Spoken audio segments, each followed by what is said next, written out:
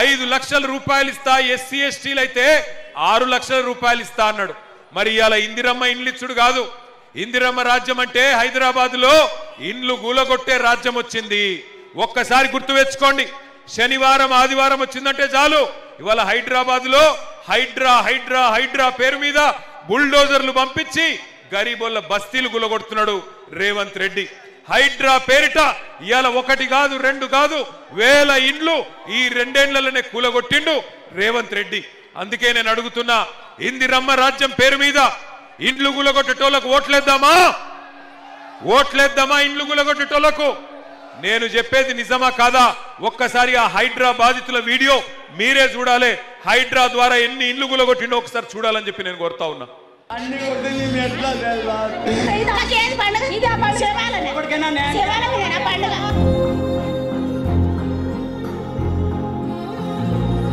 అయ్యా రేవంత్ రెడ్డి గారు మీకు ఓట్లేసి కల్పించినందుకు మాకు శిక్ష చేశారా? మాకు చెప్పండి అయ్యా.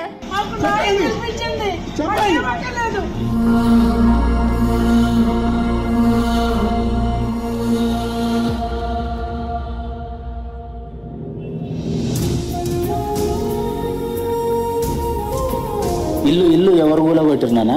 రేవంత్ సార్ కూలగొట్టారు.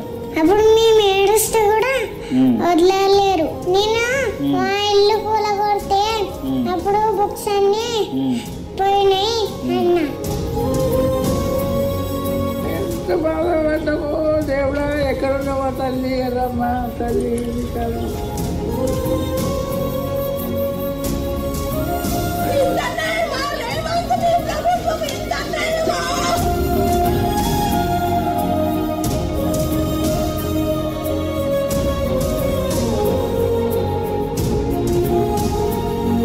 कैसीआर साहब घरान दिए गरीबों को चाबियां दिए.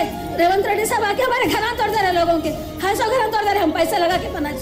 कैसीआर साहब तो फुगट में दिए, फिर क्या करे रेवंत रेड्डी? ఇచ్చేది వాళ్ళు, కూల్చేది వాళ్ళు, చంపేది కూడా వాళ్ళైతే బాగుండు.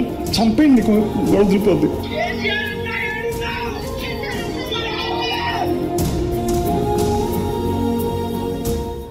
ఆ ఇండ్లు కూలగొడుతుంటే బుల్డోజర్ వచ్చి ఇంటింటికి వచ్చి కూలగొడుతుంటే ఒక తమ్ముడు ఒరుతున్నాడు, కేసీఆర్ అన్నా ఎక్కడున్నావు అని ఒరుతున్నాడు ఒక తమ్ముడు. నేను అడుగుతున్నా, యూసుఫ్ గూడలో ఇక్కడికి వచ్చిన ఆడబిడ్డలు అన్నదమ్ముళ్ళు, కత్తి వానికిచ్చి యుద్ధం మమ్మల్ని చేయమంటే ఎట్లా చేయాలి?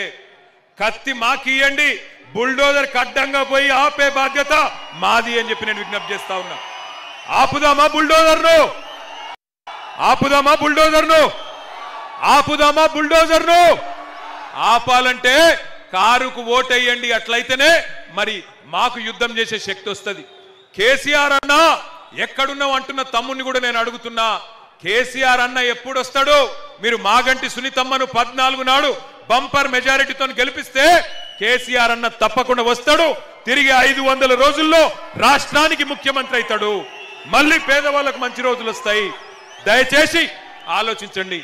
రేవంత్ రెడ్డి వచ్చినట్టు మన యూసుఫ్ కూడా వచ్చి అంటుండంట, ఇంకా 3 ఏళ్ళుంది నా ప్రభుత్వం అంటుండంట. మీరు జూబ్లీహిల్స్ లగిన గట్టిగా దిమ్మ తిరిగి మైండ్ బ్లాంక్ అయ్యేటట్టు కొడితే 3 ఏళ్ళు ఉంటాడో 3 నెలలు ఉంటాడో ఆయన సీటుకే గ్యారంటీ లేదు. 3 ఏళ్ళు అంత సినిమా లేదు.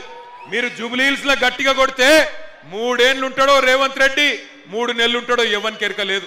ఎందుకంటే ఆల్రెడీ ఢిల్లీలో కత్తులు నూరుతున్నారట. ఢిల్లీలో బ్రహ్మాండంగా కత్తులు నూరుతున్నారట. నల్లగొండోళ్ళు ఖమ్మమోళ్ళు లీడర్లు బ్రహ్మాండంగా తయారవుతున్నారట కుర్చీ గుంజేతందుకు. అందుకే ఆ కుర్చీని మడత పెట్టి ఏం చేయాలి? అర్థమైందా నేను చెప్పింది? పని చేయండి. ఎల్లుండి పోయి గట్టిగా కారు గుర్తు మీద గుద్దుతే అన్ని సెట్ అవుతాయి. ఇంకొక మాట నేను అంటున్నా, ఇక రేవంత్ రెడ్డి ఎసొంటోడు అంటే, అరే మీకు దండం పెడితే ఆగురా భయ్, ఆగురు. రేవంత్ రెడ్డి ఎసొంటోడు అంటే ఎలక్షన్లకు ముందేమో తీయటి పుల్లటి మాటలు చెప్తాడు. నీకు 10,000 కోట్లు కావాలన్నా తీసుకో, నీకు 6,000 రూపాయలు కావాలన్నా తీసుకో, నీకు 3,000 కోట్లు కావాలన్నా తీసుకో అంటాడు.